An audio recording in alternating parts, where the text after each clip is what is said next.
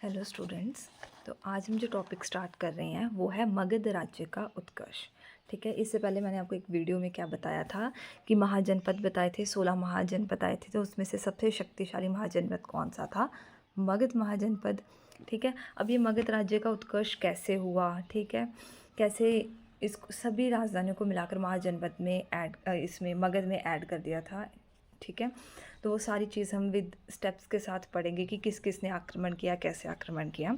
तो सबसे पहले हम देखते हैं कि मगध को सबसे पावरफुल माना जाता था। क्यों? ऐसा क्या रीज़न था? और भी तो जनपद थे, जैसे अंग था, है ना, बट इसी को ही क्यों प्रेफरेंस दी गई? तो इसके ये पॉइंट्स हैं। सबसे पहला पॉइंट है कि आर्थिक समृद्धि, क्योंकि जो मगध है वो गंगा और सोन नदी के बीच में था। ठीक है, दो नदियों के बीच में था, तो क्या होगी, वहाँ की मिट्टी उपजाऊ होगी, तो वहाँ पे आर्थिक समृद्धि बहुत थी। वहाँ उनके पास विशाल शक्तिशाली सेना थी। ठीक है, मगध राज्य में ठीक है, वंश में एक थे, कौन थे? अजातशत्रु। उनके पास उन्होंने दो शस्त्र, बड़े इंपॉर्टेंट है ये, रथ मूसल और महाशिलाकंटक का प्रयोग किया था। अब देखो, शस्त्र अजातशत्रु ने कब प्रयोग किया होगा? जब लड़ाई हुई होगी। तो लड़ाइयों में क्या, रथों पे लेकर, ठीक है, ऐसे याद कर लो, दो है ना। शिला क्या होता है? पत्थर। पत्थर से कंटक बना के, पत्थर से मतलब कोई भी ऐसे हथियार बना के, और उनको रथ में डालकर लेके गए थे। लेकिन महाशिला कंटक वैसे तो एक अलग टाइप की इमेज सी है ना, वो आप देख सकते हो। बट ऐसे याद करने के लिए कि पत्थर का उन्होंने कुछ कंटक सा बनाया था, उनको उस किस में डाला था? रथ में। तो महाशिला कंटक और रथ मूसल, इनके दो प्रमुख क्या हो गए?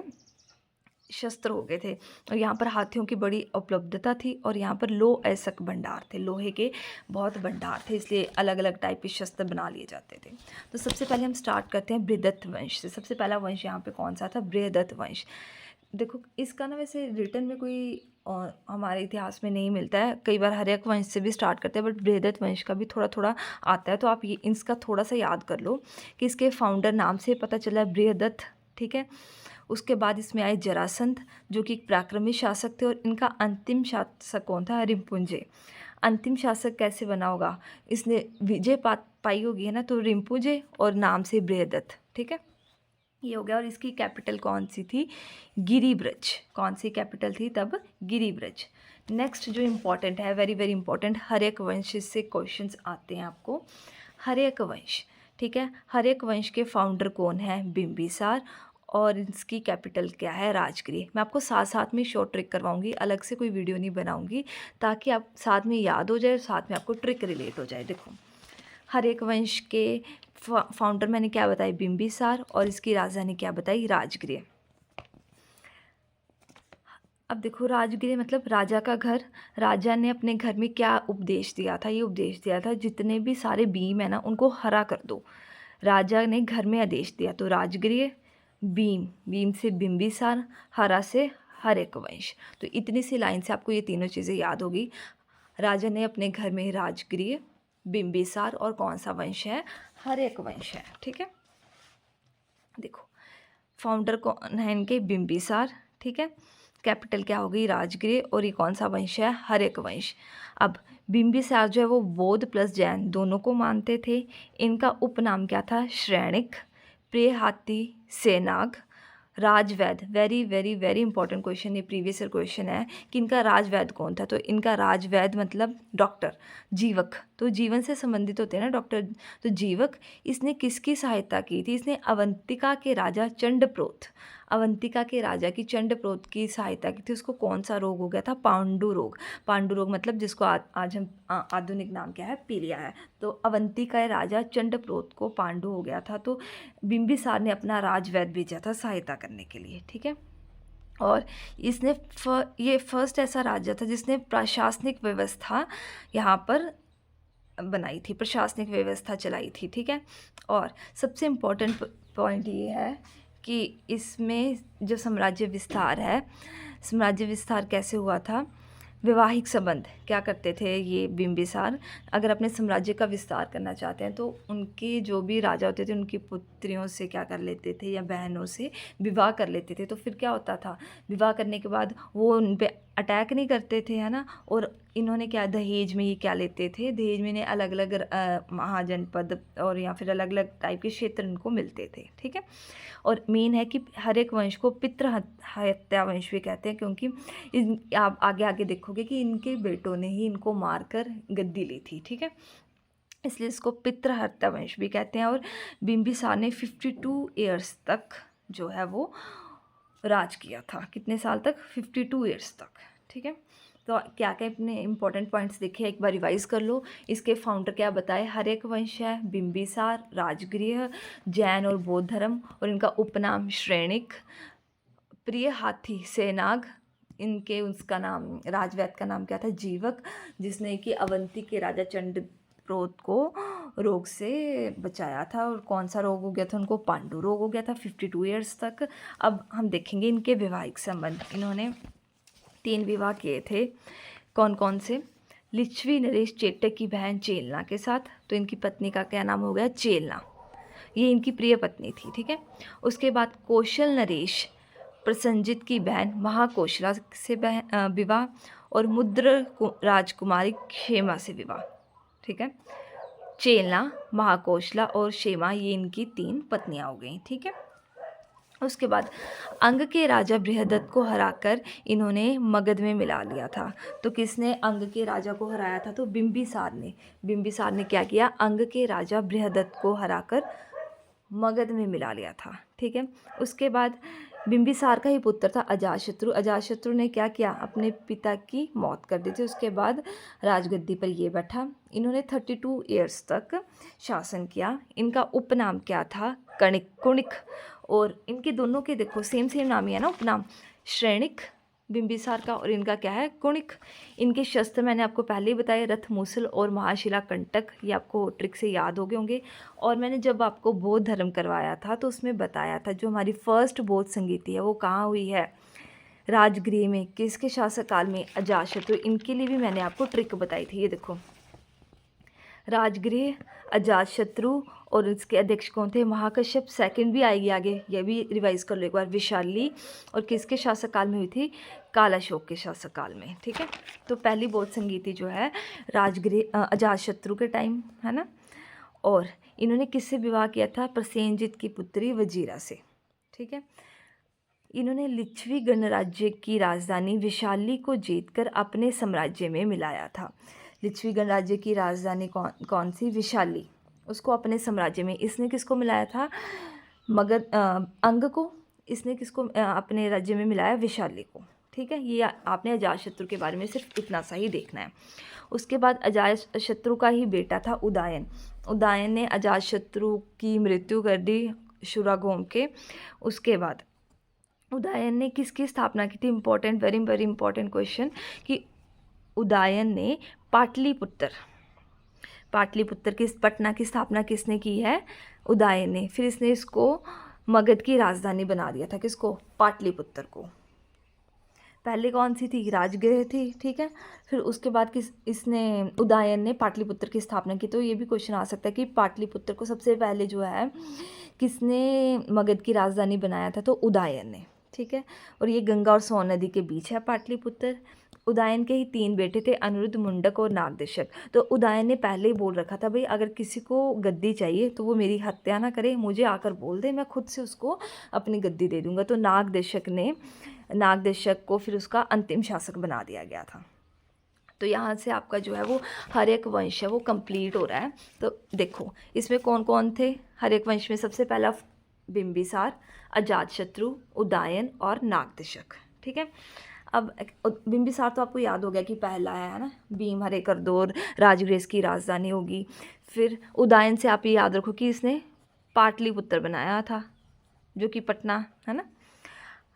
अब बिम्बिसार के बाद उसका बेटा अजातशत्रु, कोई ना कोई ऐसे याद कर लो अज्ञात शत्रु पैदा हो ही जाता है जो हमें नहीं पता होता, ठीक है। वो कैसा होता है? नाग की तरह जो हमें डसता है। तो अज्ञात शत्रु से अजातशत्रु, उदय से उदयन और नाग से नागदेशक। तो आपको ये चारों भी ट्रिक से याद हो गए होंगे, ठीक है। नेक्स्ट अब करेंगे उसके बाद कौन सा वंश आया था? शिशुनाग वंश। कौन सा वंश आया था आपका? शिशुनाग वंश। नाम से ही है, जो इनके फाउंडर हैं उनका नाम यहीं से है, शिशुनाग। इन्होंने क्या किया? पिछले में हमने देखा उदयन ने कौन सी कैपिटल बना दी थी, पाटलिपुत्र, लेकिन इसने अगेन पाटलिपुत्र से विशाली को कैपिटल बना दिया वापस। ठीक है, पाटलिपुत्र से कौन सी कैपिटल बना दी, वैशाली।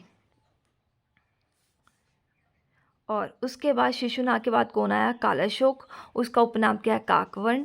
इसने फिर से वैशाली से पाटलिपुत्र बना दी और हमारी सेकंड बोन संगीति भी कहाँ हुई थी, कालाशोक में। उसके बाद जो इसका अंतिम शासक था वो कौन सा था, नंदीवर्मन। अंतिम शासक कौन था, नंदीवर्मन। ठीक है, अब यहाँ से आप इसकी कैपिटल याद करने के लिए ट्रिक देख लो। वैसे तो आप जब लाइन वाइज याद करोगे ना, तो वैसे आपको एक स्टोरी की तरह ही जब पढ़ोगे ना तो याद हो जाएंगी, बट फिर भी कई बार जो है बहुत सारी चीज़ें इकट्ठी हो जाती हैं तो भूल जाता है। तो आप देख लो, शिशु नाग, शिशु जो है वो किससे खेल रहा है, नाग, नाग सांप, सांप कैसा होता है, विशैला, विशैला मतलब जहरीला, तो विशाला से ही विशाली। ठीक है, और काला शोक यहाँ मैंने बताया आपको, वो हुई थी हमारी दूसरी बौद्ध संगीति भी कहाँ हुई थी, वैशाली में। और यहाँ पर तब कौन था, कालाशोक, और लास्ट में कौन है, नंदीवर्मन। नंदीवर्मन के बाद ये अंतिम थे, नंदी से नेक्स्ट वंश आ जाएगा आपका नंद वंश। चौथा वंश कौन सा है, नंद वंश। पहला वंश कौन सा बताया था, बृहदत्त वंश। सेकंड कौन सा बताया था, सॉरी हाँ, पहला बृहदत्त, सेकंड कौन सा बताया था, हर्यक वंश। उसके बाद कौन सा बताया था, शिशुनाग वंश। और अब नेक्स्ट कौन सा बता रही हूँ, नंद वंश। ठीक है, लाइन वाइज भी आपने याद रखने हैं। नंद वंश के फाउंडर महापद्मानंद, नाम से पता चल रहा है, नंद पद्मानंद। ठीक है, और राजधानी क्या बन गई, पाटलिपुत्र। अब नंद बाबा, आपने कृष्ण भगवान के पता है पिता कौन थे, जिनका पालन पोषण कृष्ण भगवान जी ने किया, नंद बाबा ने ना। तो नंद बाबा के पुत्र कृष्ण, तो कृष्ण के पिता नंद बाबा। तो ऐसे आप नंद वंश और पाटलिपुत्र और महापद्मानंद। ठीक है, यहाँ से नाम से पता लग जाएगा कि फाउंडर कौन है, महापद्मानंद। ठीक है, ये पहले शूद्रक शासक थे, वेरी वेरी वेरी इंपॉर्टेंट, कि फर्स्ट शूद्र शासक कौन बने थे, तो वो थे दासी के पुत्र थे ये महापद्मानंद। ठीक है, इन्होंने कलिंग में नहर खुदवाने का काम करवाया था। कलिंग मैंने आपको वो भी बताया था, कलिंग राजा।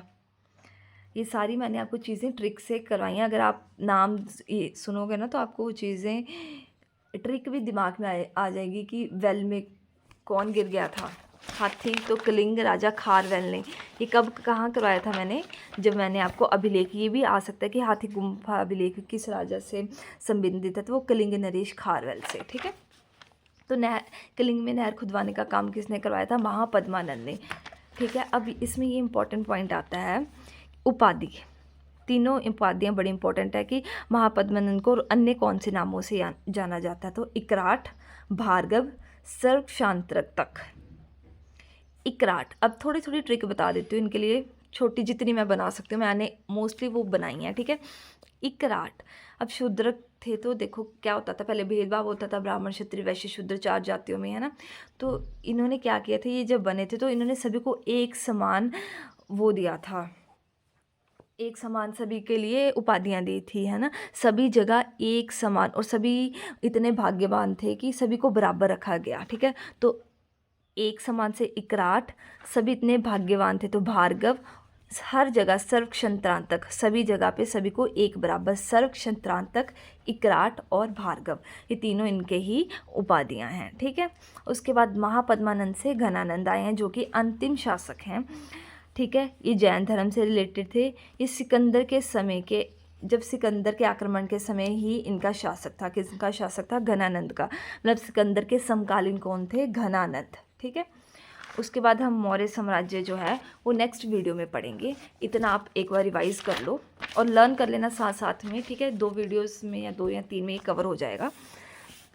एक और क्विक रिवीजन कर लेते हैं। बृहद वंश है, फाउंडर बृहदत्त नाम से ही है, और अंतिम शासक रिपुंजय। फिर कौन सा वंश आया, हर्यक वंश, पितृहंता वंश, बिंबिसार, राजधानी याद रखोगे राजगृह। और इसके बाद बिंबिसार के बाद इनके ही बेटा अजातशत्रु, अजातशत्रु के बाद उदयन, उदयन के बाद नागदर्शक जो है हमारे अंतिम शासक हो गए। उसके बाद आ गया शिशुनाग वंश, विशाली, पाटलिपुत्र से विशाली, नाम शिशुनाग है, कालाशोक और नंदीवर्मन, नंदीवर्मन से ही नंदवंश, नंदवंश में घनानंद, लास्ट आ गया आपके घनानंद, और फर्स्ट कौन आ गया, महापद्मानंद। तो राजधानी पाटलिपुत्र। होप्स आपको ये याद होंगे। अगर ये आपको अच्छे से हो गया तो आप अब मेरे साथ क्वेश्चन प्रैक्टिस करोगे और मेरे को सही आंसर बताओगे। मगध के सबसे प्राचीन वंश के संस्थापक कौन थे? मगध के सबसे प्राचीन वंश बृहदत्त, ठीक है। मगध की राजधानी क्या थी? राजगृह, ठीक है। शिशुनाग वंश के अंतिम शासक कौन थे? शिशुनाग वंश के अंतिम शासक कालाशोक, नंदीवर्मन, घनानंद, महापद्मानंद। अब देखो, अगर आपको वैसे भी भूल गया ना कि कौन थे, तो आपको ये याद होगा कि पहले कौन सा आया था बृहदवंश, फिर कौन सा आया था हर्यक वंश, फिर कौन सा आया था शिशुनाग वंश, और चौथा कौन सा बताया था मैंने? नंदवंश, है ना। तो नंदवंश से नाम से ही ऊपर था नंदीवर्मन, तो अंतिम कौन आ जाएंगे आपके? नंदीवर्मन, ठीक है। होप सो आपको मेरी वीडियो अच्छी लगी है तो please like share comment and subscribe. Thank you so much for watching.